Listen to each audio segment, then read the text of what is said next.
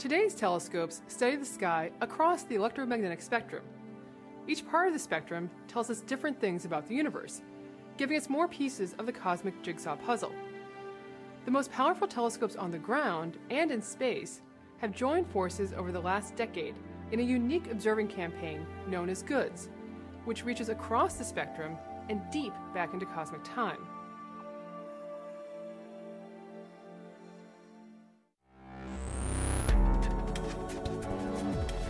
This is the ESOcast, cutting-edge science and life behind the scenes of ESO, the European Southern Observatory, exploring the ultimate frontier with our host, Dr. J, aka Dr. Joe Liske. Hello and welcome to this very special multicast. We'll be exploring a unique collaboration between some of the world's most powerful telescopes, both on the ground and in space. Now, to do this, we've set up a similar collaboration between the ESOcast, the Hubblecast, the Spitzer Space Telescope's Hidden Universe, and the Chandra X-ray Observatory's Beautiful Universe. I'm Megan Watsky for the Beautiful Universe from the Chandra X-ray Center. And I'm Dr. Robert Hurt for the Hidden Universe from NASA's Spitzer Science Center. It's the combination of deep observations from many different telescopes that makes this project so important. The longer a telescope spends looking at a target, the more sensitive the observations become, and the deeper we can look into space. But to get the full picture of what's happening in the universe, astronomers also need observations at a range of different wavelengths, requiring different telescopes. These are the key ideas behind the Great Observatories Origins Deep Survey, or GOODS for short. The GOODS project unites the world's most advanced observatories. These include ESO's Very Large Telescope, the NASA ESA Hubble Space Telescope, the Spitzer Space Telescope, the Chandra X-ray Observatory, and many more, each making extremely deep observations of the distant universe across the electromagnetic spectrum. By combining their powers and observing the same piece of sky, the GOODS observatories are giving us a unique view of the formation and evolution of galaxies across cosmic time, and mapping the history of the expansion of the universe.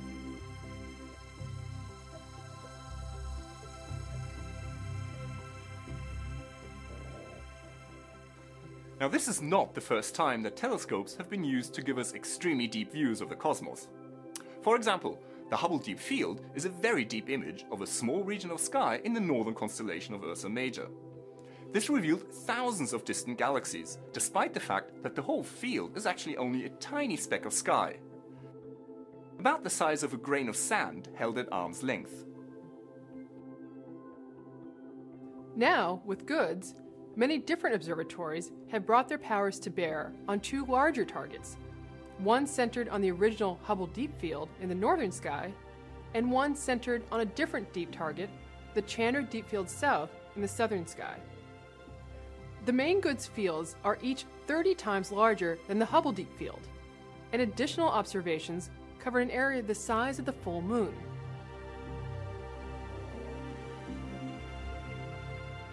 These areas of the sky were already some of the most extensively explored, and so the combination of the existing archival data with the many new dedicated observations gives us an unprecedented view of the history of galaxies.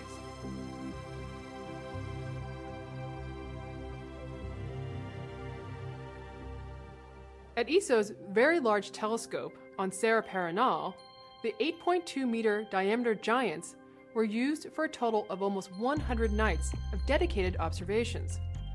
The telescopes made images of the region both in near-infrared light and on the boundary between visible light and ultraviolet light. At these short wavelengths, only telescopes on exceptional sites, such as the VLT's Serra Paranal, have a chance to observe through the Earth's atmosphere. The NASA ESA Hubble Space Telescope observed the GOODS regions at optical and near-infrared wavelengths in order to detect distant star-forming galaxies, among other things. Now, Hubble spent a total of 5 days observing the fields, spread over 5 repeat visits. Each of these was separated from the previous one by about 45 days. Now, by spreading out the observations like this, Hubble was able to watch out for new supernovae appearing over the months, providing key information for studying the expansion and acceleration of the universe due to the mysterious dark energy. But it wasn't just Hubble making space-based observations for GOODS. NASA's Spitzer Space Telescope imaged the GOODS regions in near and mid-infrared light for 5 days at wavelengths up to 30 times longer than the Hubble observations. These longer wavelengths are important for revealing distant galaxies whose light may be obscured by cosmic dust or stretched by the expansion of the universe, making them invisible to Hubble. For these distant galaxies, the Spitzer images also tell astronomers about their age and their total mass of stars, complementary information to the data from Hubble. Now, let's move from the infrared to much shorter wavelengths. Also in orbit, the Chandra X-ray Observatory had already observed the GOODS field in many long observations taken over the course of a year. The Chandra images are the deepest X-ray images ever taken and detected more than 200 X-ray sources believed to be supermassive black holes. The X-rays are produced by extremely hot interstellar gases falling into the black holes. These multi-wavelength observations identified tens of thousands of galaxies. To get a full understanding of the history and development of galaxies over the vast stretch of the universe's history, we need to be able to pin down their distances more precisely to fix them in cosmic time. As these galaxies are so far away, the light waves we see from them today started their journey up to about 13 billion years ago. And because the universe has been expanding since the Big Bang, back then the universe was less than 1/7 of its current size. During the billions of years of the light's journey, its wavelength has been stretched as the fabric of space has expanded. This effect is known as redshift because, for example, light that was originally blue or ultraviolet in color is shifted to longer and redder wavelengths. Back on the ground, astronomers used spectrographs on ESO's Very Large Telescope to capture the spectra of galaxies, spreading out their light like the colors of a rainbow. Now, the spectra allow astronomers to measure the redshifts of the galaxies and hence their distances. An extensive campaign produced redshifts for almost 3,000 galaxies in the GOODS fields.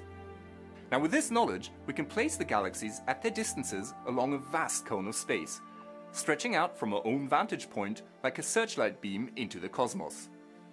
We can take an amazing journey through kind of a tunnel towards the edge of the universe.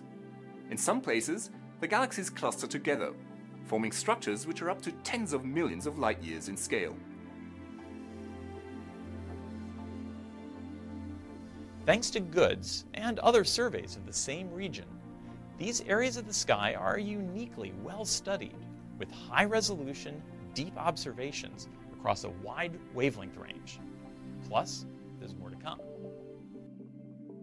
For example, the Atacama Pathfinder Experiment Telescope, or APEX, has spent a total of 300 hours, nearly 2 full weeks, imaging the region at submillimeter wavelengths from its high site on the 5,000-meter altitude plateau of Chajnantur in the Chilean Andes. Observations at these wavelengths are ideal for finding the redshifted light of distant, dusty galaxies in the very early universe. Because of the longer wavelength of its submillimeter light, the apex image is not as sharp as the visible light and infrared images. However, thanks to the deep Spitzer images, as well as images made at radio wavelengths, we can match up and identify the objects found by apex with galaxies seen at other wavelengths.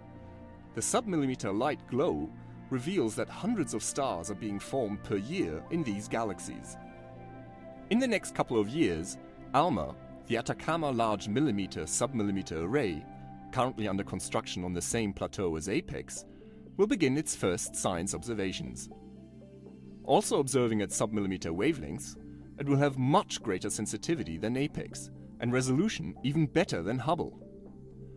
ALMA will revolutionize our understanding of the early universe, by revealing many more distant, dust-obscured galaxies that cannot be seen at all by visible light and infrared telescopes.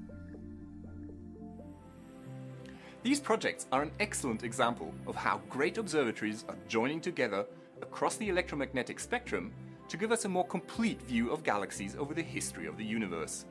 Already, astronomers have written over 400 papers based on these data, with even more in the pipeline. And on top of that, the observations of the goods fields will continue in the future. These patches of the sky will be prime targets for the next generation of telescopes, both on the ground and in space.